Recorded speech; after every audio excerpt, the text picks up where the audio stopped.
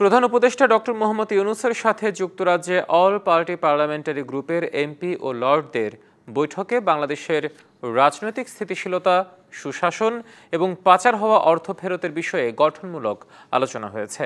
একথা জানিয়েছেন প্রধান উপদেষ্টার প্রেস সচিব শফিকুল আলম। স্থানীয় সময় মঙ্গলবার সন্ধ্যায় লন্ডনের ডরচেস্টার হোটেলে ডক্টর ইউনূসের সঙ্গে তাদের সৌজন্য সাক্ষাৎ হয়। এ সময় ছিলেন বাংলাদেশে নিযুক্ত ব্রিটিশ হাই কমিশনার আবিদে ইসলাম, ব্রিটিশ এমপি রূপা হক, আফসানা বেগম, ইমরান হোসেন এবং হাউস অব লর্ডসের সদস্য লর্ড পলা মঞ্জিলা, লর্ড করণ বিলিমোরিয়া ও লর্ড হোসেন।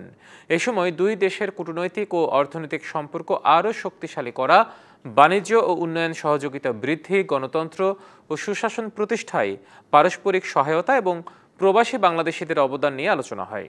এছাড়াও সাক্ষাৎ করেন কমনওয়েলথের সেক্রেটারি জেনারেল শার্লি আয়রকর বচওয়ে। এছাড়া এর আগে প্রধান উপদেষ্টার সাথে সাক্ষাৎ করেন এয়ারবাস এবং মানজেয়েস এভিয়েশনের শীর্ষ নির্বাহীরা। এ সময় বাংলাদেশের বিমান পরিষেবা ও পরিবহন নিয়ে আলোচনা হয়। 25 বছরের ওয়ারেন্টিযুক্ত দীর্ঘস্থায়ী দরজা প্রোটেক্টর, আধুনিক ও মজবুত দরজা। রোহিঙ্গা ইস্যু খুব প্রমিনেন্স পেয়েছে। ডেমোক্রেটিক ট্রানজিশনে আমরা এই রিফর্ম কমিশনগুলো কি করা হচ্ছে, কবে জুলাই চার্টার হবে, সেগুলো নিয়ে আলাপ হয়েছে। তো এটা খুবই সৌহার্দ্যপূর্ণ আলাপ ছিল। তারা অনেকগুলো কোশ্চেন করেছেন, চিফ অ্যাডভাইজার প্রত্যেকটা কোশ্চেনের উত্তর দিয়েছেন।